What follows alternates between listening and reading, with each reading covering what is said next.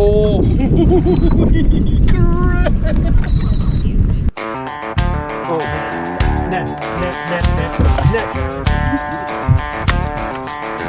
Big.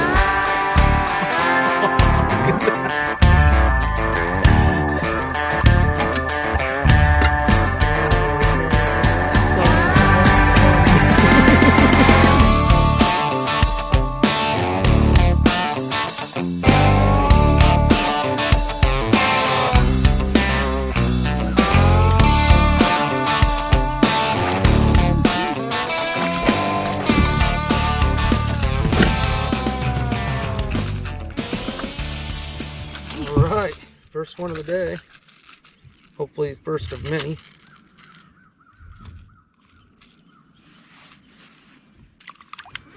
There we go, it's a pretty good one. Definitely a keeper. Got some good lighting too this morning. Not the sun to my back. So good fish.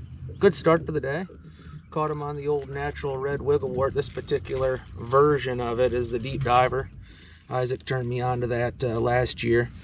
It's their, I guess, way of kind of competing with the lock on the market the rock crawler has on getting to that, 13, 14 foot depth. So put this fish back, give him some air. But yeah, the old natural red wigglewort. One modification, I use that the KVD triple grip number 6 on the back, only the back hook, because I'm cheap and I'm not going to put 2 expensive hooks on a crankbait that I could hang into one of the plethora of stumps here. So I usually, if they're going to come off, they're going to be on that back hook, and that's how they're going to spit it. If they get that front hook, they got it so deep, it's over with. It's going to be lights out for them. So, but anyways, see if I can't catch another one. That one really hit it with some conviction, so that's a good thing.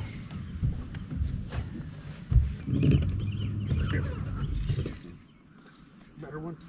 No. Oh. Whew. Come on.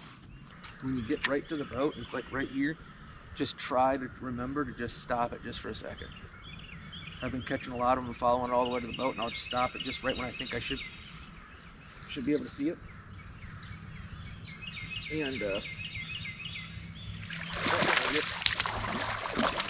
And getting them in. Dang, dude.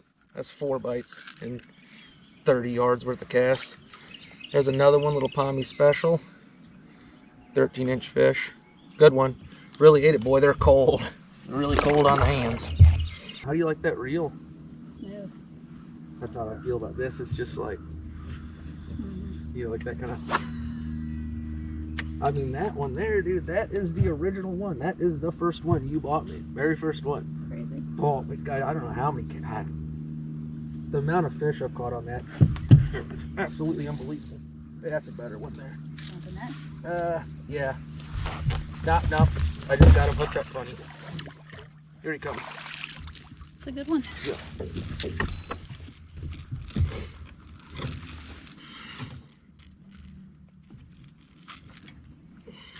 Oh, don't get me hooked. Don't get me hooked.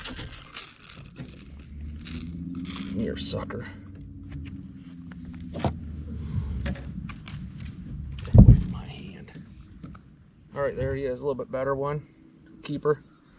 When I say keeper, I mean 15-inch. I ain't talking Pomme 13s. So, there's that. He absolutely kaboomed that. It's an amazing bite. Oh, God, he cracked that thing. There he is. Got him.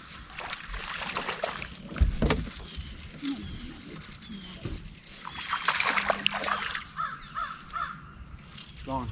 Dang it.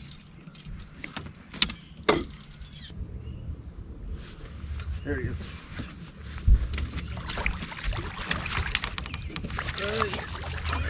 There he is. Good job. I'm glad there was one there. I was starting to really wonder. Heck yeah. Finally got one in the boat. Got one in the boat. There we go. Yep. It's a good one. Mm-hmm. He ate it good too. He fought you real nice too. It's always good. All right. Ought to be another one or two, huh? That's what it's been. Boy, he had it good too. When he first come up, I looked. I was like, man, I'm gonna put him on in the net just in case. But he got both hooks. Yeah. That one you lost was back hook. The one I lost back. It's hard on the back hook, man. Oh man, net, giant. It's a big one. Oh my God! Popped right off the hook.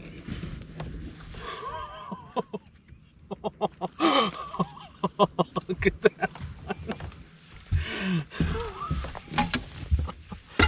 Oh man, look at the size of that one, dude. Oh man, look at that one. Right at the boat, 3/8. Good one right at the boat, man. 10 foot of line, just trash that wigglewort. So freaking Pomme de Terre is on fire right now, man. You got to get up here and get you some of this. It's amazing. There he is. Swinging. All right, I'm gonna deal with all the fish I'll let you catch because I'm worried that you're Oh yeah, I'll stab myself with those hooks. All right, that's 3 off that point. This fish been sore lipped before. All right, there he is. Good. Fish number 2. Fish number 2.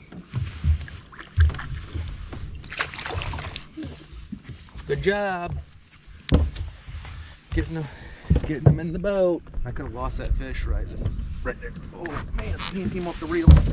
Good. Let's swing him.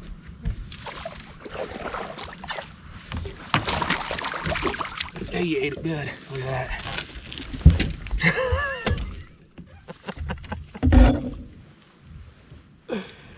Oh, another good one. So here we go. That's the good stretch. It ought to be like that. Yeah, I gotta put the rag there. You throw a rod, your hand be covered. Man, you crack that thing so hard, man. Oh, love it. Just like that. We caught multiple fish. A big one? No. Small. Multiple fish and a big one. Done deal. God, he ate that one. Look how skinny that fish is. He's long and skinny.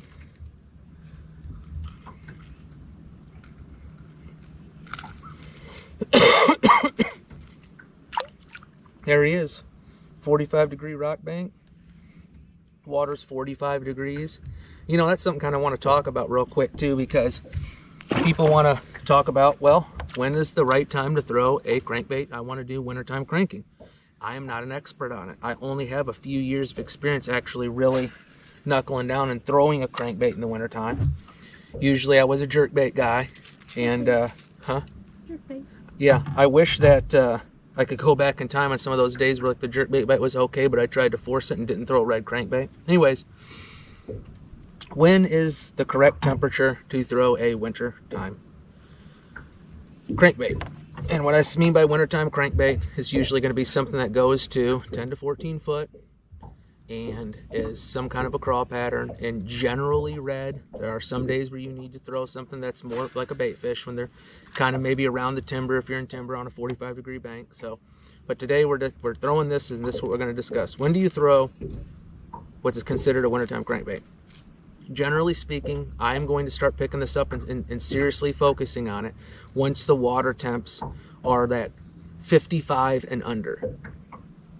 So sometimes I'll throw it on a 55-degree water day, and I'm not doing that good, and I'll pick up a square bill or something, and they'll be more on the bait fish thing. But it will really start to begin to kind of, for me, to kind of just start to take over this style of bait once I get to 55 or below.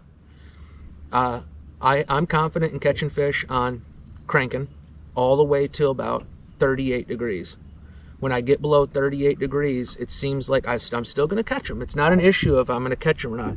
But the issue is that I'm more than likely passing up a lot of fish that are feeding that have no interest in this. And so I'm having to cover a lot of water for a dozen or less bites in an entire day doing this once I start getting in around that temperature, which for me is about 38. That's typically when I'll start focusing significantly more on a jerkbait, long pauses. Still, throw the jerkbait around, but if, I'm in a good spot where maybe I've caught some fish before on this, this will always be on the deck of my boat.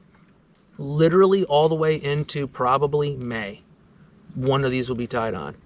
Because you got to remember, it's like when you're in the fall, it's almost, in my opinion, like a repeating of the spring, but in reverse. So in the spring you got 38-degree water, and you got 40, you got 45, so you're back into that water temperature. They're back on the crawdads, and I can catch them again.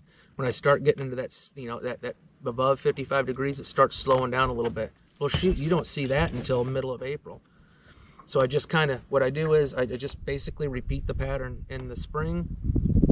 When the water temp gets back up to that 38, 40, 45, I do this again until it gets too warm, and then it starts slowing back down. I focus more on the square bill or other tactics.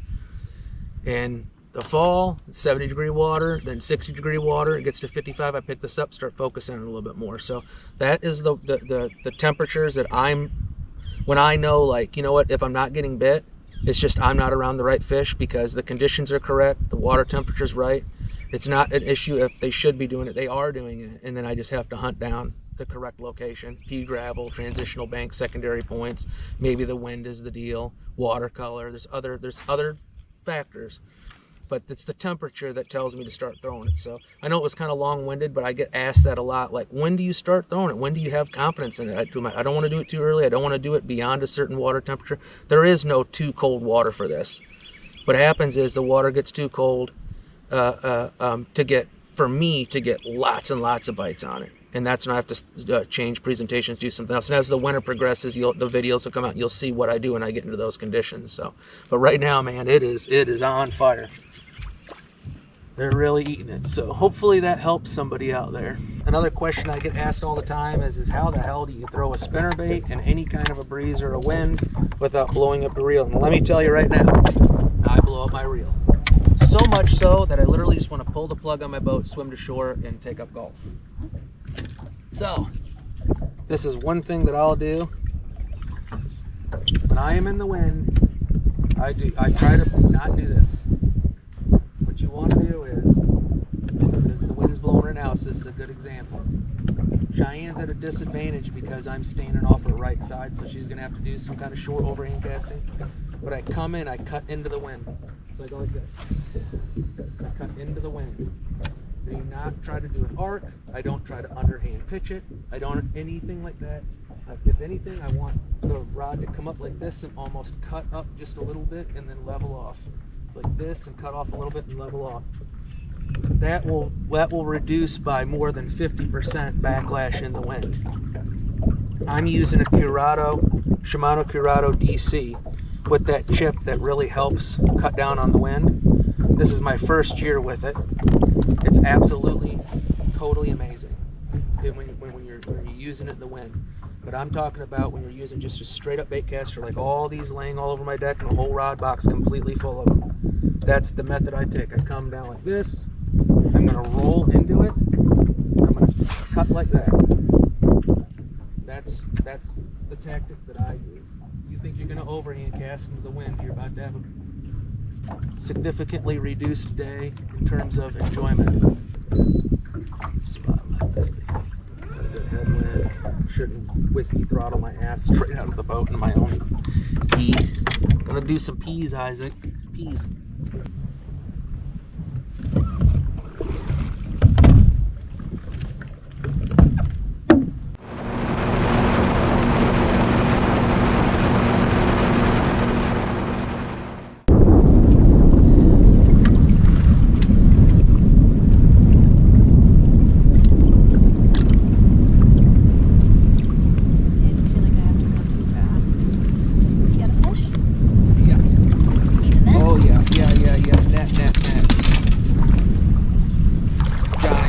Get ready, okay? It's huge.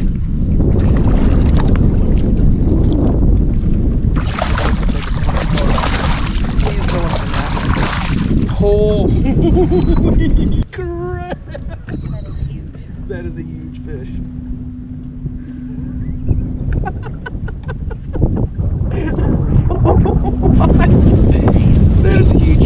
That is a super fish. I think this one might be my biggest bass ever. I'm pretty sure. Oh my god. Oh, man. It's a freaking giant. Oh man. 585. This fish is absolutely ginormous. The fact that it's only 5 pounds is insane. 22-inch. Giant freaking Pomme de Terre hammer. Alright, I want to get this fish back in the water. Absolutely incredible animal. That fish should be over 6. For sure.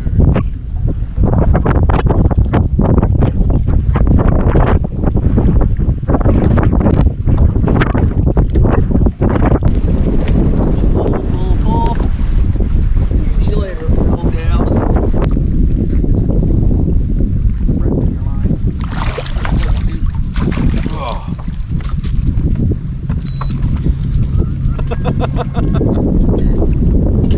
Nice fish.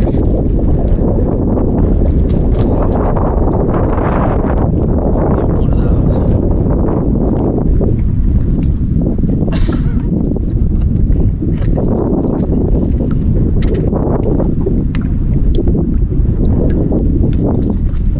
All right, that's just a friggin' solid pommy fish right there. About a halfer. 16, 15 pounder. Good looking fish. Got his lipstick on too. Got the red on, so it's a wintertime thing. When I was 13 years old, I bought my first boat, and when I was 14, right after I turned 14, it took a whole year for me to buy everything I needed. My trolling motor, I built my decks. I did all the stuff that you're supposed to do, you know, make a bass boat out of it. That's a big one. Yep. I'm gonna swing him. He's hooked up good. So I'm gonna say what I wanted to say. I've never fished this point and not caught a fish. But I thought I would jinx it. It's a nice fish. Yep. I have literally never fished this exact spot and not caught one ever in the wintertime that I can recall. It's a good looking fish. 15, 16, you think? 16-inch? What do you think he is? Take a guess. 16 3/4. I'm gonna say that fish is 16 and a half. That's just for fun to see how close our eyes are. 16 and a half. Oh! Here, Bubba. What'd you say? 16 3/4. Come see.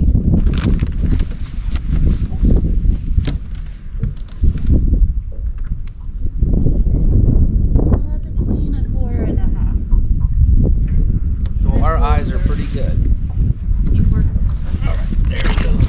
Anyways, when I was 13, I bought a boat.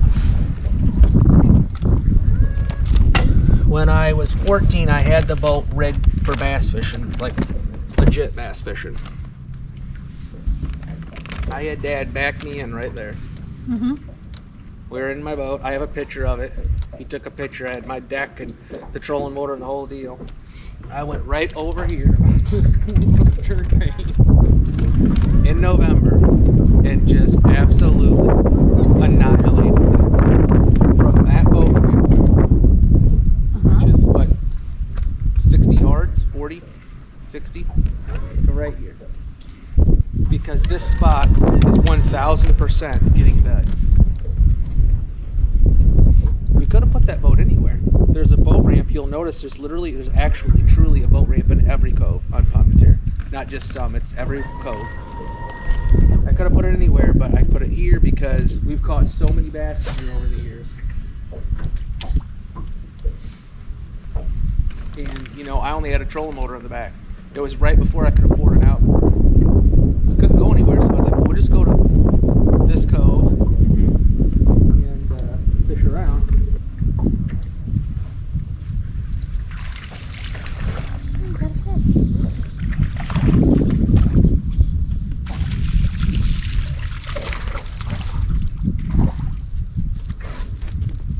Finally got one on the Phantom crawl.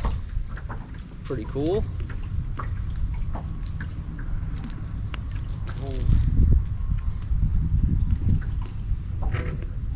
craw. I think it's actually called a phantom brown craw. Just killer looking. I've been wanting to catch one on it so bad. First one on it. That was a bomber cast too, man. See how far that was? See, there's another one in there. Get it. Oh yeah. Net. Yeah, net. Yep. Good one. He's barely hooked, barely hooked.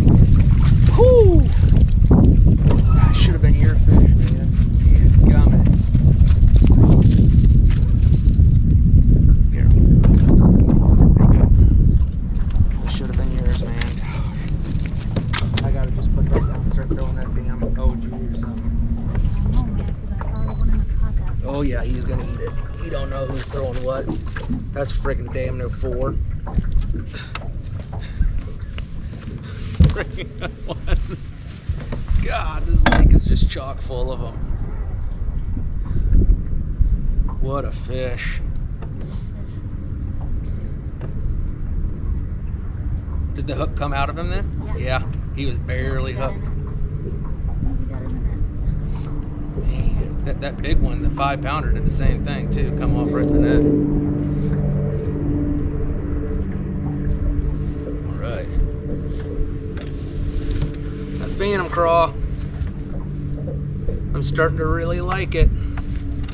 Phantom brown, I believe is what they call it. I've got the card in the box. Anyways, that's the shit that thing does. Oh, man. I got a fish on this friggin' OG dude. Nice. What is it? Bass or muscle?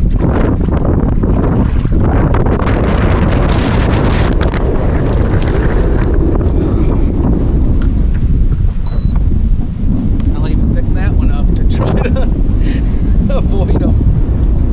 That's my first fish in this OG. Cool. I just threw that 3-pounder back. I decided, that's just decent little pommy fish. But I decided to throw this Ott's Garage OG, little flat-sided, kind of like a frit-side crankbait. I'm sure everybody's familiar with it. Just in a shad pattern, just a little chartreuse down the side. I don't know. There's not very many like configurations of colors. But I picked that up to throw it to avoid catching the next fish because I thought they'd only eat a wigglewort and Joke's no. on me. Yeah, joke's on Cheyenne. Freaking eat the OG too. Third one. Found a damn OG. In the net. I don't know. Swimming towards the boat like a rocket ship. Oh, it's a friggin' hybrid. White bass. Oh, man. I'm having a day. Woo! Must be some bait up there shallow. Oh yeah, clamp down real hard. Open her up, Bubba. Decent one. Nothing like some of them I've been catching up here, but pretty nice fish. The old flat side. This is the first time I've ever used one. I owned none until last night. I bought a few crankbaits, a new reel, and so far super impressed with this crankbait. Holy crap, man. I feel I'm like having a great time, but I want you to get bit more, man. Don't feel terrible. I know there's fish here. They're side by side.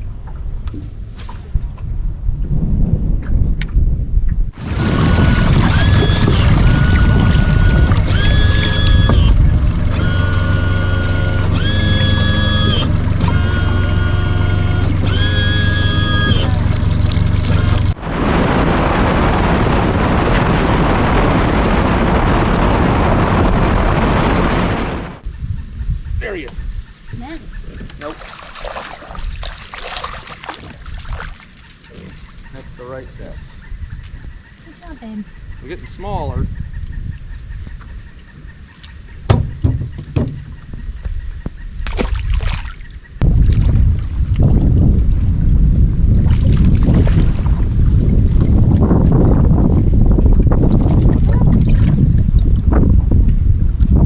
Might be the last one of the day.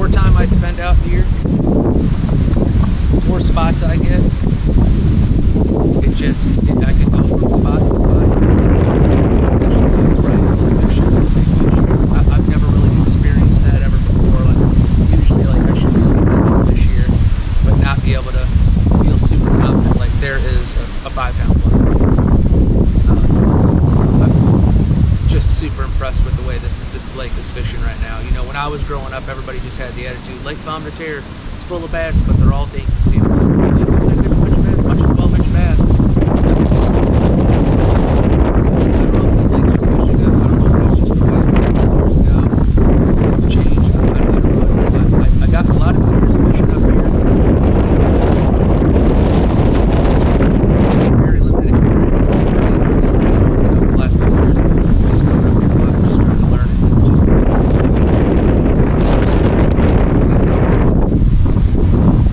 Basically, all the fish came on.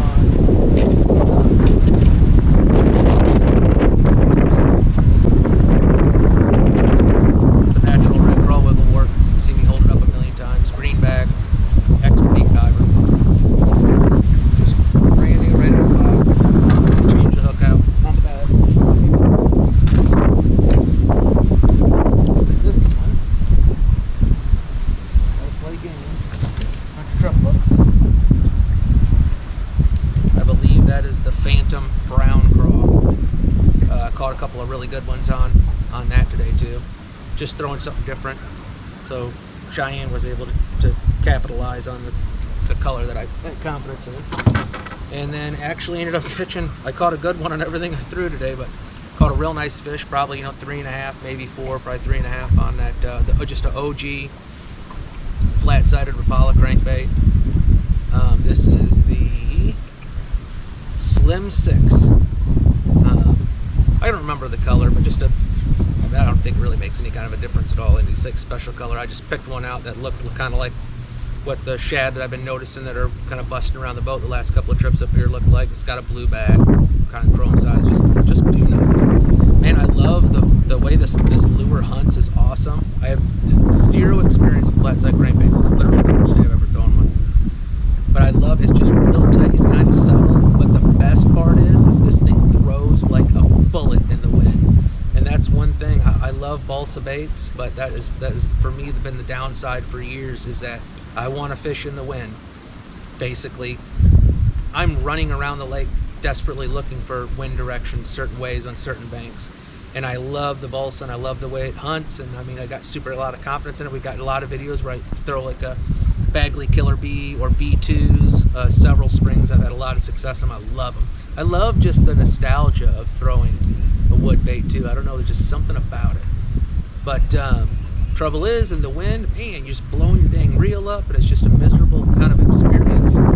This thing, it's very windy here today. At like 15, just straight line 15 mile an hour wind. I don't know what it's gusting to. Can you throw that into there without incident?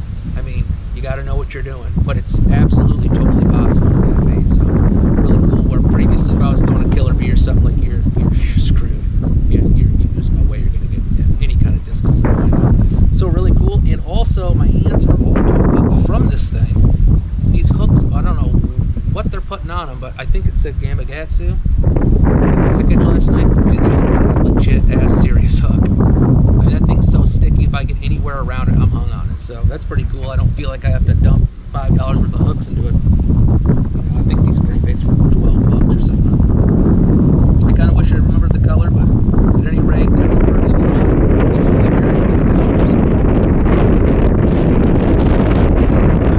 I'm not that guy that's hung up on colors. Specific gotta do this. I mean, I'm not so stupid that I don't realize that subtle little changes can make a huge difference in your day. But when you're in water as dirty as this, I have like 1 foot visibility with an algae bloom. I mean, yeah, I really doubt that they're racing up to it as it's flying through the water and be like, no, that one's not quite right shad pattern. I mean, give me a break, you know. Natural color. I just snatched that one off and it worked really good. So you'll see in the video. Had a pretty good day on it. But anyways, man, I really appreciate you watching the video. And you know, if you like this and you just happen upon the channel, consider going on our channel and seeing if I got some other videos that you might be interested in. Isaac and I, my brother, does the editing. We put a lot of effort into it. It's a lot more work than we had anticipated when we first got into this, but put a lot of work into it. It feels really rewarding when you see that, you know, you get some views or some likes and stuff. So if you like this kind of thing, consider hitting the subscribe button, turn on your notifications, hit the like button if you like it. And, Until next time, if I see you on the water, I hope you're catching them. If you ever see me at local stores or anything, I live in the Springfield area, always stop and say hi. I love talking about fishing, seeing what everybody's doing and stuff.